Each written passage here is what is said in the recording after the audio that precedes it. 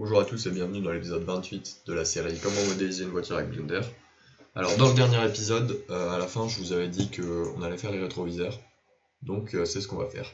On va commencer tout de suite, donc je vais regarder un peu à quoi ils ressemblent. Là on a une image où on voit à peu près, ouais. Par contre ce que je comprends pas c'est que sur certaines références on a deux rétroviseurs, un de chaque côté. Sur certaines références comme là par exemple on en a qu'un. Donc je sais pas trop, de toute façon j'aurai juste à activer ou désactiver le miroir pour en mettre un ou deux. Là il n'y en a même pas, mais bon après ce sera juste une histoire de préférence. Par contre j'ai quand même l'impression que sur les images en noir et blanc, je sais pas si c'est des images d'origine ou pas, mais ou si c'est juste des images récentes qui ont été traitées pour avoir un look un peu vieux, mais j'ai l'impression que sur les vieilles images en noir et blanc, on n'a qu'un seul rétro, donc je vais peut-être en mettre qu'un seul. Et d'ailleurs je crois qu'en fait cette image c'est une de celles où on voit le mieux. Donc je pense que je vais prendre cette référence. Je regarde vite fait. Ouais, il y a pas mal d'images aussi où il n'y en a pas. Je pense que... Non, je sais pas. Bon, on va en faire un dans tous les cas. Et donc ça, du coup je vais remettre mes références là. Je vais aller dans le truc détail, où on a fait les détails. Je vais tout cacher. Et on va commencer. Alors, ça m'a l'air d'être à peu près un cône. Donc en fait là vraiment, ça va être un rétroviseur assez simple. Surtout que le... Si je vous remets les références, on a trois parties, on va dire. On a cette partie-là.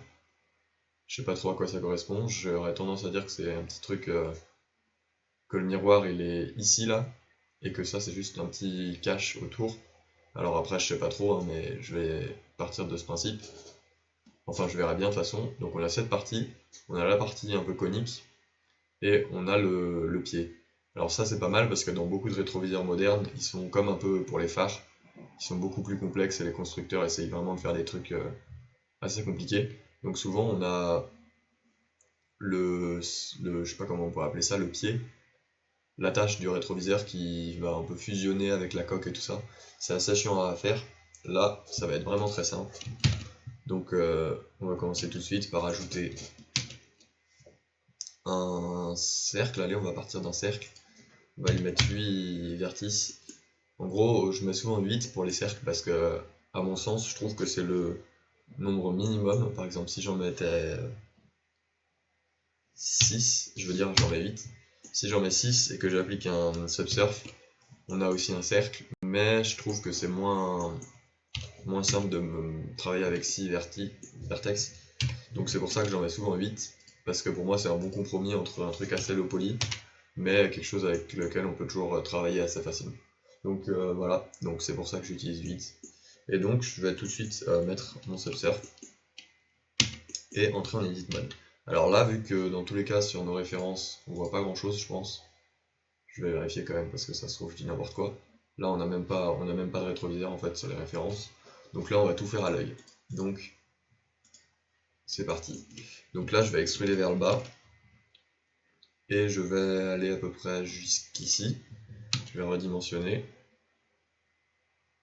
Et d'ailleurs je suis en median point, ouais si c'est bon.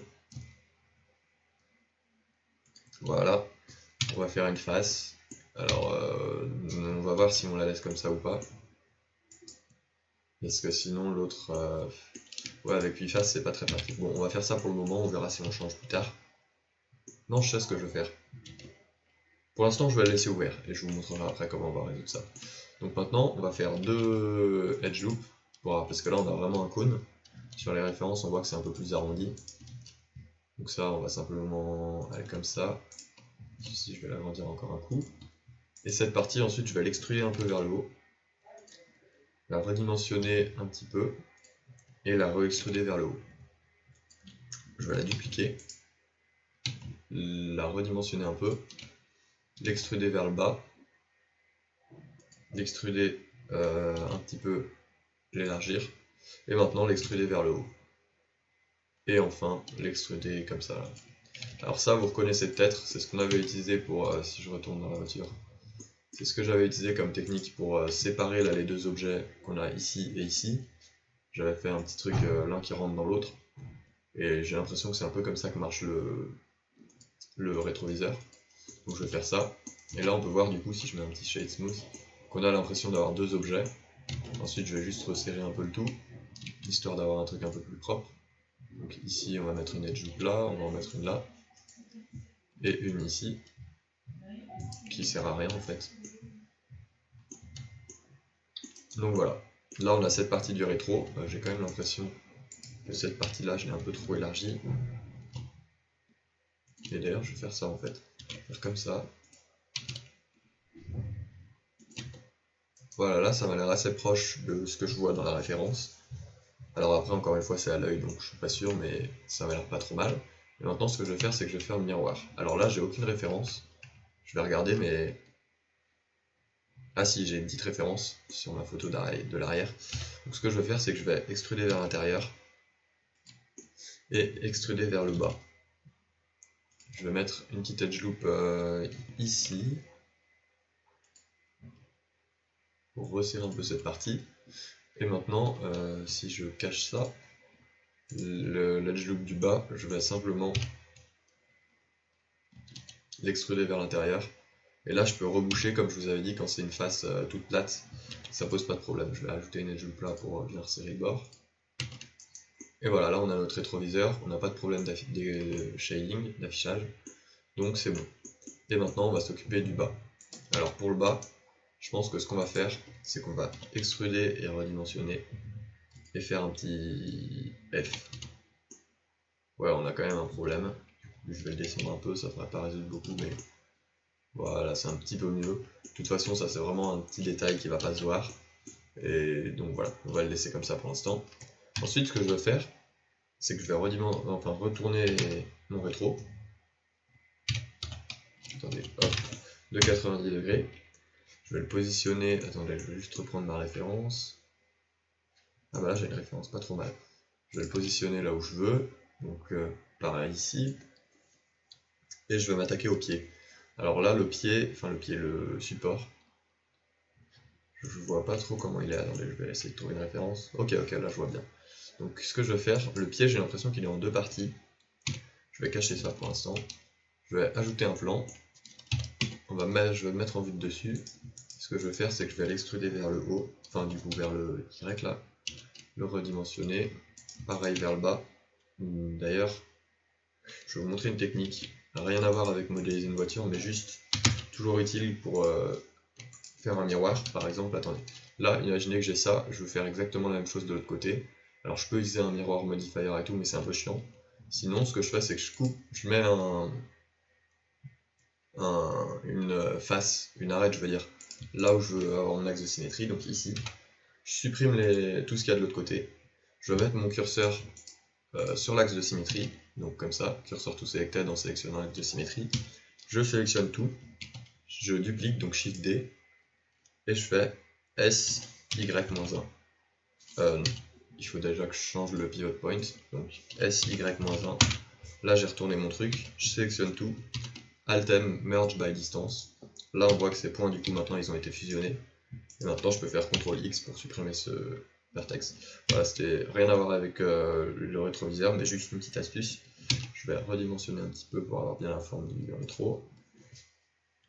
Si j'ajoute un subsurf, qu'est-ce que j'ai ici? J'ai l'impression d'avoir un truc un peu bizarre.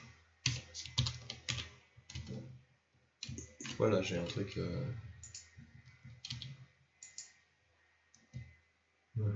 Qu'est-ce qui se passe? Bon, je sais pas ce qui se passe, mais vu que je viens de vous montrer une technique, je vais la réutiliser.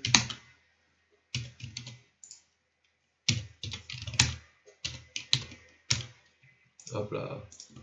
Et voilà, on a résolu. Quoi? Ah mince, je vais faire comme ça plutôt. Non plus.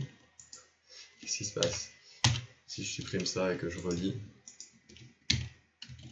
on a le même problème. Tiens, mais c'est bizarre ça, qu'est-ce qui se passe?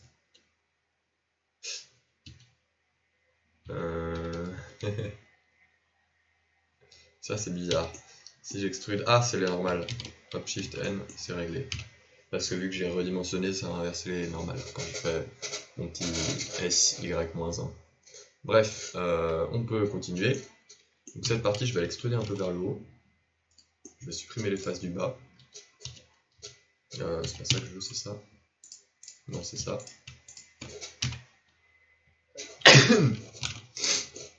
Excusez-moi, je vais faire un petit inset à l'intérieur. Non, d'ailleurs, d'abord je vais redimensionner encore ces faces.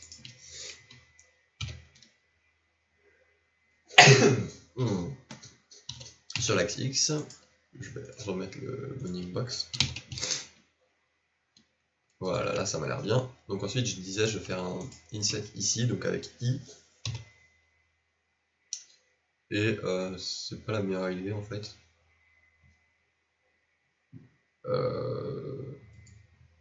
Si c'est bon en fait. Maintenant je vais redimensionner un peu.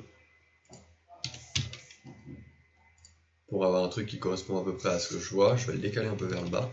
Vers le bas c'est Y. Désolé, j'ai des allergies, mais voilà, au pollen. Donc lui je vais l'extruder un peu vers le bas. Et je vais mettre une edge loop ici. Voilà, je vais en mettre une autre là. Et maintenant je vais resélectionner mes faces et les extruder vers le haut. Alors là on va pouvoir faire le truc, le pied. Voilà, ça m'a l'air bien, je vais juste ajouter une edge loop ici. Et maintenant je vais régler à peu près le pied, donc comme je vous dis le support. Donc je vais le décaler par ici. Je vais faire une petite rotation, je vais redimensionner un coup. Et là j'ai l'impression qu'il est pas trop mal. Et je vais juste ajouter une edge loop là. Et la redimensionner de cette façon. Donc je vais sélectionner ça. Cet endroit là pour pas qu'il bouge. Je vais me mettre en Active Element. Et je vais redimensionner un peu pour curver l'intérieur. Et d'ailleurs, je vais redimensionner, mais je vais redimensionner que sur l'axe Y. Voilà, là j'ai un truc qui est pas trop mal. Je vais supprimer les faces d'en haut. Pour avoir un truc bien net ici. Et là je crois qu'on est bon, donc je vais faire un petit shade smooth. Je vais afficher pas tout, mais juste ça.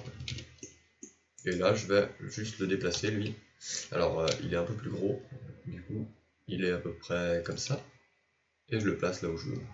Donc par ici ça m'a l'air pas trop mal, je vais le descendre un peu pour bien qu'on ait l'intersection.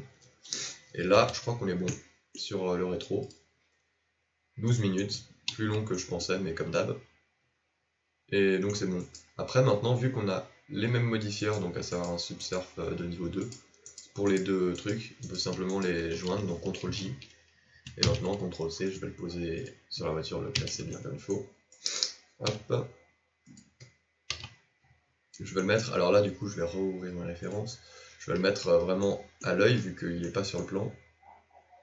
Et d'ailleurs j'ai l'impression qu'en fait il est même pas pareil sur toutes mes références.